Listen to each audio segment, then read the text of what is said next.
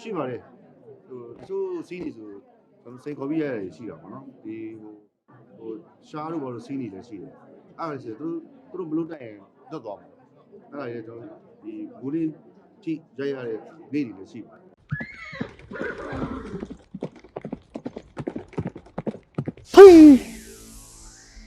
အချင်းကမင်းမေပြောခဲ့ဘူးမွေးသားသားစရိုက်ဆိုတာအခုမှပေါ်လာခွေးစိုးတကောင်ဘတောက်ပဲလိမ်မောင်တင်ခွေးလိမ်မောင်တကောင်ဘာမှဖြစ်မလားအေးမင်းသိထားမှာကအနာဟောင်းဆိုတာသွေးထွက်လွယ်တယ်ကွာ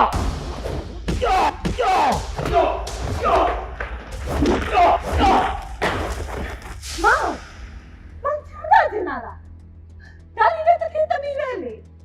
မောင်ဆက်အိမ်ပေါ်တင်ပြီးစိတ်နဲ့မူလာလို့ရှိရင် ကိုကြက်မကိုင် ကိုကရောဘေးကိုတသက်လုံးသစ္စာရှိရှိချစ်နိုင်မှာလား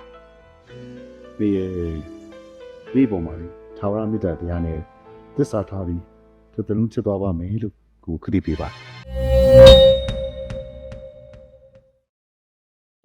ဒီဝတ္ထုလေးကတော့ကျွန်တော်တို့ငယ်တော့ဖတ်ခဲ့တဲ့ဝတ္ထုလေးပေါ့ဘုဒ္ဓပန်ရှင်ကတော့ကျွန်တော်အမေပါကျွန်တော်အမေဖတ်ပြီးတော့သိမ်းထားတဲ့ဝတ္ထုလေးဒါပေမဲ့ကျွန်တော်စာဖတ်တာရမှတာပါတော့ဟိုဘာစောက်တွေမဖတ်သေးလို့ဆိုတာမျက်မှွေဝင်းထဲမှာဒါမိပြီလို့လည်းပါပတ်တွေ့တဲ့ဝတ္ထုလေးပေါ့1960ကျော်လောက်ပါတယ်အဲ့မီလိုရှိဒီပင်နဲ့ပေါ့ဖောင်ဒေးမင်းနဲ့လက်မှတ်လေးထိုးပြီးတော့ခုနှစ်ကြီးတက်တာတွေ့တယ်အဲ့စာအုပ်တူဖတ်ခြင်းတော့သဘောကျပါဘူးဇက်ကတော့ဇက်ကြီးတော့မဟုတ်ဘူးဒါပေမဲ့သူ့ရဲ့မြုပ်ကွက်ကလေးသဘောကျတော့ကျွန်တော်ဒီမဆိုးဆိုတော့သူသားနဲ့တော့တိုင်ပြီးတော့သူသားရဲ့ဘယ်နဲ့ဇလန်တွေရရင်ကောင်းမယ်ဆိုပြီးတော့ကျွန်တော်တို့တိုင်ပြီးကြတယ်တိုင်ပြီးတော့ဒီပေါ်ဘက်ကိုလည်းပြကြည့်လိုက်တယ်သူကလည်းစိတ်ဝင်စားတယ်ဆိုတာနဲ့ဇက်သွေးဆရာမနဲ့တော့တိုင်ပြီးတော့ဇက်ကတော့စိတ်သိပ်မကြည့်ဘူးဒါပေမဲ့ဇလန်တွေခါမှာကျွန်တော်တို့သူ့ရဲ့ episode ပြည့်အောင်တော့ကျွန်တော်တို့ကပြင်ရင်တော့ဒီတိုင်းထားပြီးတော့အခက်လက်တွေတော့ကျွန်တော်တို့ဖတ်ပြီးတော့နည်းနည်းချက်ထွင်အောင်နော်အဲ့လိုမျိုးရိုက်ကူးပြသွားတယ်ကျွန်တော်ဒီကားထဲမှာဝမ်းမြောက်တာဒီဇလန်တွဲထဲမှာဆိုတဲ့ကာရီတာနဲ့ပါဝင်ထားပါတယ်ကျွန်တော်တို့ရိုက်ခဲ့တဲ့ဇလန်တွဲတစ်ခုလုံးကခိကလည်းမတူဘူးဝစ်စားစင်ရင်ပုံလည်းမတူဘူးပြီးရင်ပြောရတဲ့စကားလုံးတွေကျွန်တော်ရှေ့မှာရင်းသားခင်ကြီးရိုက်ဘူးတယ်ရိုက်ဘူးတော့ကပြောရတဲ့စကားလုံးတွေထက်ဒီမှာပို့ပြီးတော့နည်းနည်းတယ်စကားလုံးတွေအကုန်လုံးကပြောရတဲ့စကားလုံးတွေကလူရင်းနဲ့တူရှင်းကိုထိရောက်တယ်ဒါပေမဲ့ပြတ်သားတယ်အဲ့ဒါကိုတပောင်ပဲပြောနိုင်ရင်ဒီဇက်ကတော်တော်လေးမိုက်တယ်ကျွန်တော်တို့အကုန်လုံးကကလေးတွေအကုန်လုံးကျွန်တော်တို့ပါဝင်အကုန်လုံးကဒါဟိုတည်တည်ချာချာလေးအကိုကနေတူတူတောင်ပြီးစူးစမ်းထားတယ်ကျွန်တော်ဒီဆရာတပည့်ပါသူတို့လည်းကျွန်တော်ဖွင့်တော့ပါပြီးတော့လေကျွန်တော်ကဝတ္ထုကိုရိုက်တယ်ဆိုတော့ကြိုက်လို့ရိုက်တယ်ကြိုက်မှတော့မရိုက်တော့ဘူးကြိုက်လို့ရိုက်တာဒါပေမဲ့ခုနပြင်နေချက်ထွင်နေဆိုတာကလည်းဒါဒီလက်ကလေးနဲ့နည်းနည်းဟိုဖြစ်အောင်ထင်ဟအောင်ပြီးတော့တချို့အားလေးကကြတော့လေကြိုက်ရင်ဘယ်လိုလဲဒီနာကင်းကြီးဆိုလို့ရှိရင်ရုပ်ရှင်အနေနဲ့ပြမယ်ဆိုတော့လိုပါစမပြေဒီနှစ်နာရီအတွင်းမှာနိုင်ယူပြည့်စုံမပြနိုင်ဒီဇက်လေးဒီတိုင်းနှစ်နာရီအတွင်းမှာဒီဆရာဝတ္ထုပြည့်စုံပြောက်လို့ဆိုတော့နည်းနည်းခက်ခဲအဲ့တချို့အားလေးတွေလည်းဟိုချက်ပြရတာရှိတယ်နော်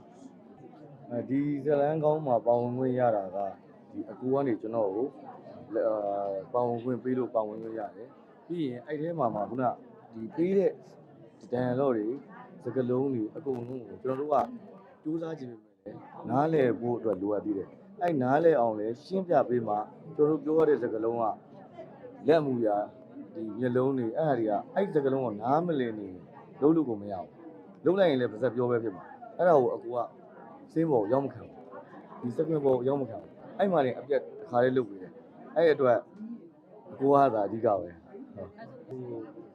ပထမတော့ဒီတော့ဖြစ်ပါမလားဆိုတော့အဲ့လိုစိတ်တော့ရှိပါတယ်ဒါပေမဲ့ကလေးတွေရဲ့တကယ်ဖြစ်ချင်တဲ့စိတ်တကယ်ပူစားတဲ့စိတ်နဲ့တို့တဲ့ခါကျတော့တိုင်းတာတစ်ခုဒီရိုင်းလုံးတော်များချင်းနေပါရှိပါတယ်တချို့စီးနေဆိုကျွန်တော်စိတ်ခေါ်ပြီးရတယ်ရှိတာပေါ့နော်ဒီဟိုရှားလို့ဘာလို့စီးနေလဲရှိတယ်အဲ့ဒါဆိုသူတို့ဘလို့တိုက်ရင်လွတ်သွားမှာအဲ့ဒါရဲ့ကျွန်တော်ဒီဘူးလေးကြည့်ရိုက်ရတဲ့နေ့တွေလည်းရှိပါတယ်ကြည့်တတ်ပါတယ်ပြန်ကြည့်တဲ့အခါမှာကျွန်တော်ရိုက်တော့တော့လေဟိုလောကတည်းကခဲ့တာပေါ့နော်ပြန်ကြည့်တဲ့အခါမှာရိုင်းလုံးတော်ပြန်ကျင်းနေပါပြောတာတော့ပြည့်စုံနေပါပြီအဓိကတော့ကျွန်တော်တို့ဒီဆိုဗီယက်သူသားတို့မောက်ဝါတို့ထက်ကူကလေးတွေကိုပို့ပြီးတော့ကြည့်ပေးပါပို့ပြီးတော့အားပေးကြပါလို့ပြောချင်ပါတယ် ကျွန်တော်တို့ဒီအကိုရဲ့တင်ပြမှုအောက်မှာကျွန်တော်တို့တွေတက်နိုင်သလောက်ကိုယ်စမ်းဉာဏ်ရှိတဲ့လောက်လေးစူးစမ်းထားပါတယ်အဲ့ကားလေးကိုဒီ25ရက်နေ့မှာ7:50မှာ MRD ဘုံမှာပြသတော့မှာဖြစ်တဲ့အတွက်ကြည့်ရှုပေးကြပါဦးလို့ကျွန်တော်မေတ္တာရက်ပါပါတယ်